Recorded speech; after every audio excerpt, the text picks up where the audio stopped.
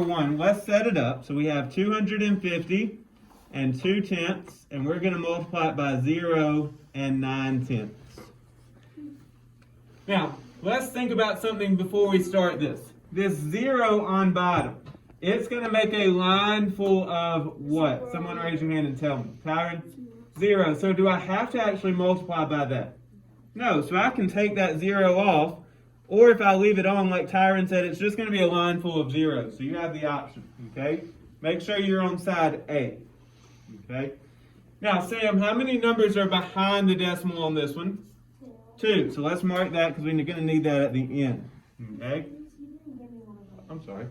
So let's go ahead and let's multiply. Now, the nice thing about this one is there's only one digit on bottom. So, Peyton, 2 times 9 would be 18. So we're going to drop our 8 and carry our 1. Then, Peyton, 9 times 0, and 0 plus 1 is 1. And then 9 times 5, 45. So 5 and carry a 4. And then, Peyton, 9 times 2, and 18 plus 4.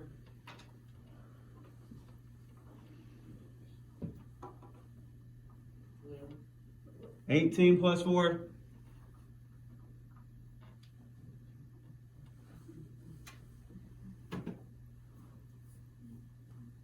18 plus 4, 22. Very good. Now, like Tyron said at the beginning, we can start that second line, but it's just going to be all zeros. So that line is going to be our answer. Now, Janiyah, we need a decimal in there, so where's that decimal going to go? Between the 5 and the 1. Very good. We're multiplying a tenth by a tenth, so our answer should be in the hundredths. Isabella?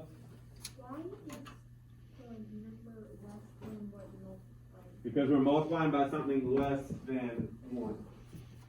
So if you're multiplying by 1, it stays the same. More than 1, it gets bigger. But 9 tenths is smaller than 1, so your answer is going to be smaller. Does that make sense? Yeah. We're going to get into that in the module, actually. I'm glad that you noticed that. All right, let's go to number 2. So we have 96 and 3 tenths, and we're going to divide it by 18. Now, we've got another decimal to worry about. If I have a decimal, Jackson, can I also have a remainder? No, so we got to keep that in mind. No remainders on number 2 here. Now, Jackson, how many times could 18 go into 9? 0. It's way too big. Now, Jackson, what times 18 would get us closest to 96, do you think? Let's estimate for a second. What is 18 closest to? 20. So what times 20 would get us closest to 96? Since we're estimating, you can go over. About 4. We can try 4. So we'll start with 18 times 4. So 4 times 8 is 32. 4 times 1 is 4, plus 3 more would be 7. So if I try 4 on top and put 72, when we subtract, we're going to get 4 and 2. Now, can I have 24 down there at the bottom? No, because it's bigger than 18. So I like how Jackson said it's going to be about 4. He didn't mean that it's going to be actually 4, but that was going to be his first guess. So Jackson, if 4 didn't work, we're going to try what? 5. So let's try 18 times 5. All right, so 5 times 8 is 40. 5 times 1 is 5, plus 4 more would be 9. So 18 times 5 is 90. So when we subtract, we get 6, and we bring down the 3. Okay? So now we've already tried 18 times 4 and 18 times 5.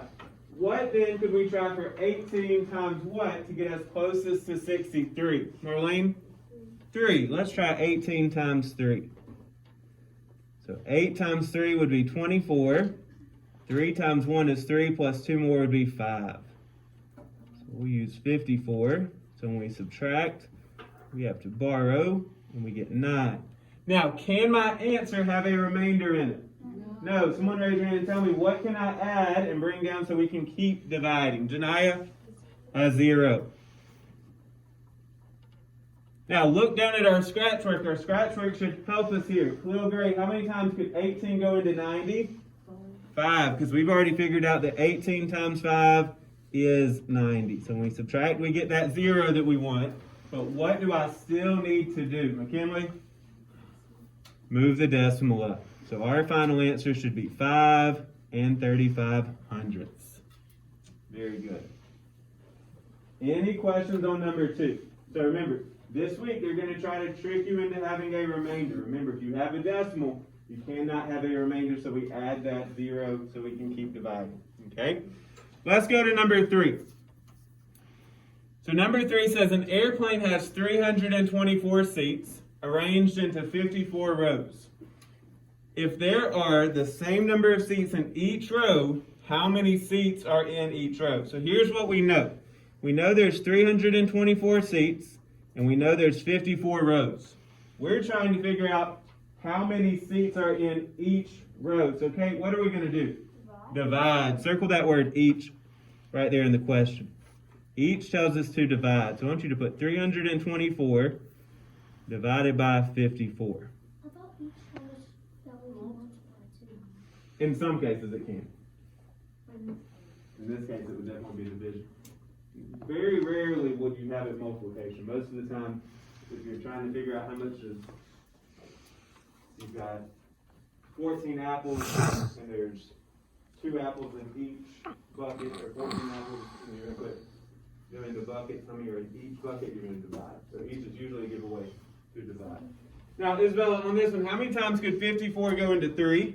0 times. How many times could 54 go into 32? 0 times. 0 times. So I need for you to estimate and try to figure out how many times 54 will go into 324. I'm going to give everybody just a second, and I want you to raise your hand once you have something that works.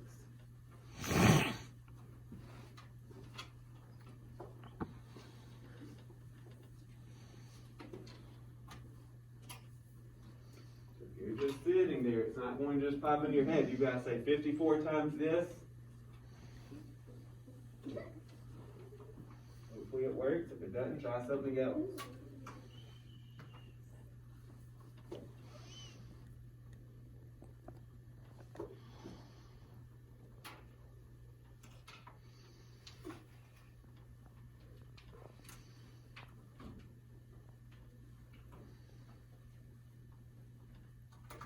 I'll give you a hint on this one. It should go evenly. All right, so Peyton, what did you find 54 times what would get us close to 324? All right, let's try 6. So 6 times 4 is 24. Carry the 2. 6 times 5 is 30, plus 2 more would be 32. So 6 is 324 exactly. So our final answer should be 6 seats are in each row. You put 6 on each row. You could say 6 on each row. All right, let's go to number 4. So it says Madison bought 1/6 pound of walnuts and 2/3 pounds of cashews. How many pounds of nuts did she buy in all? Now, what are they asking us to do on this problem? Ethan? To add. What gave it away that it was an addition problem? In all. So when they want to know in all, that means you're combining everything together. So I want you to write down that we're going to do 1/6 plus 2/3. Now, can I add those two fractions the way they are right now? No, they don't have the same denominator. They don't have the same number of pieces. So I want you to think for just a second. What number do both 6 and 3 have in common that we could make a common denominator for? Corey, what do you think?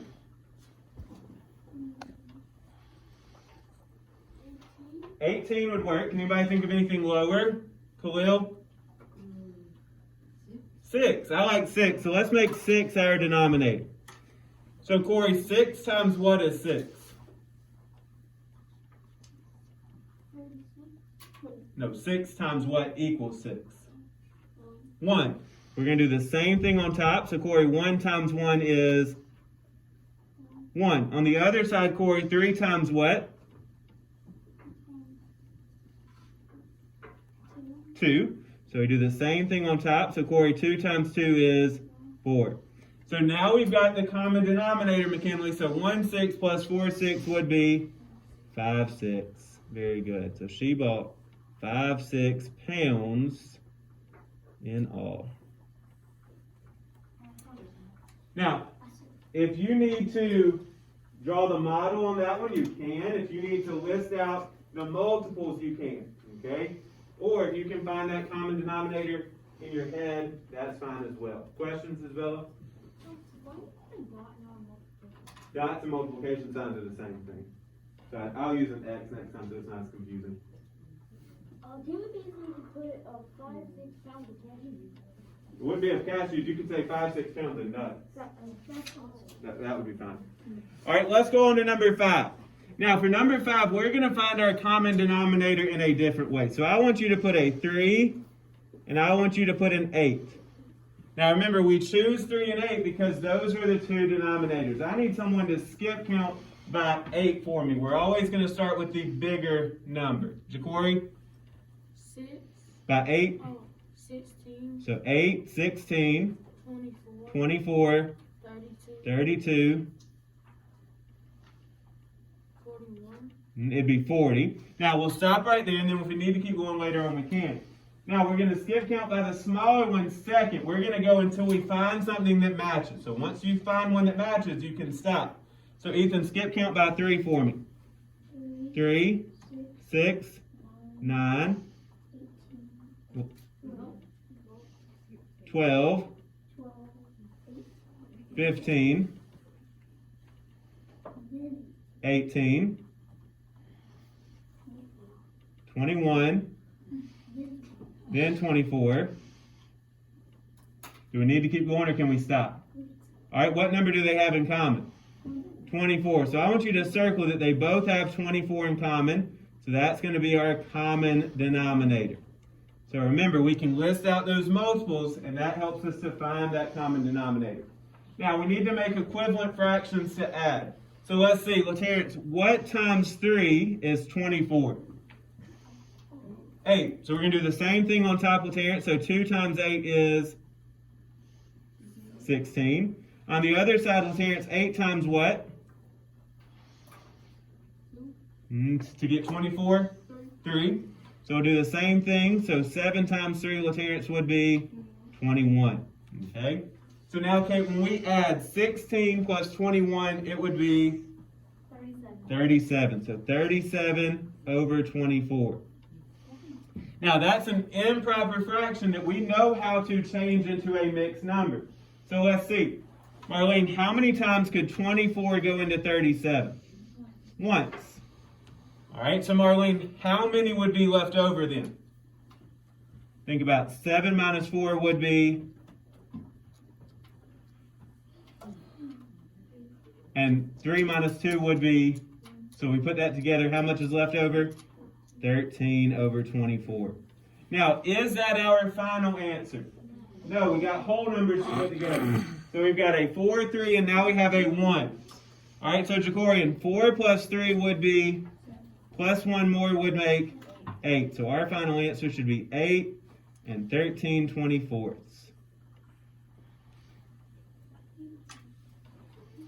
Okay? Now, I'm going to give you just a second. I only want you to find the common denominator on number 6. Raise your hand once you can tell me what denominator we should use on number 6.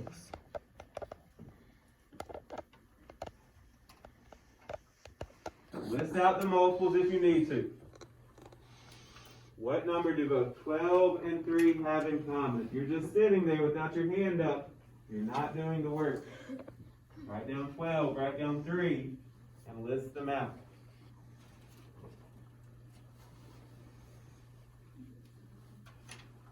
All right, so Adrian, what number do both 12 and 3 have in common? 36. They do both have 36 in common, but that wouldn't be the lowest. So you could use 36. You're just going to have to simplify some.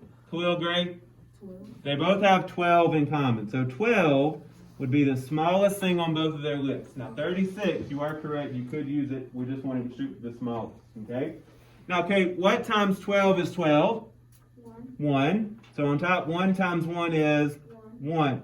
On the other side, Tremaine, what times 3 is 12?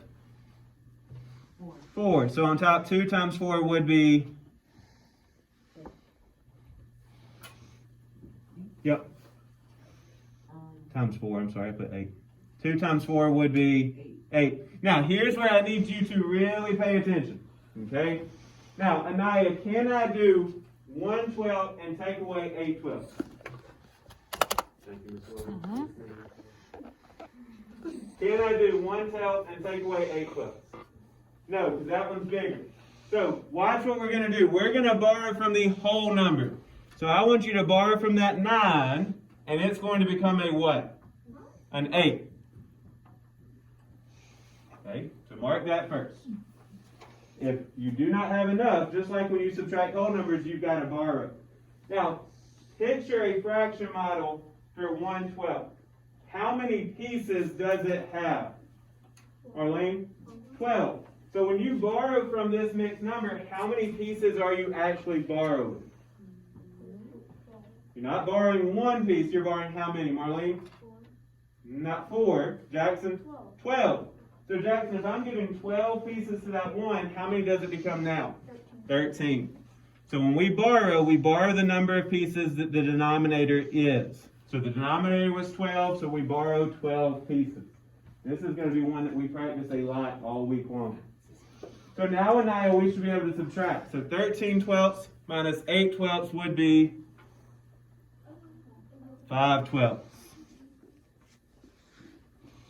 Now, we're not finished. Someone raise your hand and tell me, once we do our whole numbers and put everything together, Tyron, the final answer should be 3 5/12. Very good. So we're going to practice a lot on borrowing from that whole number and what happens. But if you can remember to take the number of pieces that the denominator is, it should be pretty simple. Okay? Let's go to number 7. It says turn each fraction greater than 1 into a mixed number. So right now, all of these fractions are improper. We're going to use division to make them a mixed number. So Kate, how many times could 5 go into 21? 4 times. 4 times. So I want you to put a big whole number 4 there. Now Kate, what is 4 times 5? 20. 20. So underneath, I want you to write down 21 minus 20. And Kate, how much is going to be left over? 1. 1. The leftovers is going to go on the top, and the denominator is going to stay the same. So our final answer should be 4 1/5. All right, Jacory, on the next one, how many times could 3 go into 14? 4. Because 4 times 3 is 12. So I want you to write down your subtraction, 14 minus 12. So Jacory, how much is left over? 2. And the denominator is 3. So our final answer should be 4 2/3. All right, Tyron, on the next one, how many times could 6 go into 19? Because 6 times 3 is 18. So how much is left over? 19 minus 18? 1. And the denominator is 6. The denominator stays the same. I want you to try the last one. Raise your hand once you have an answer for me.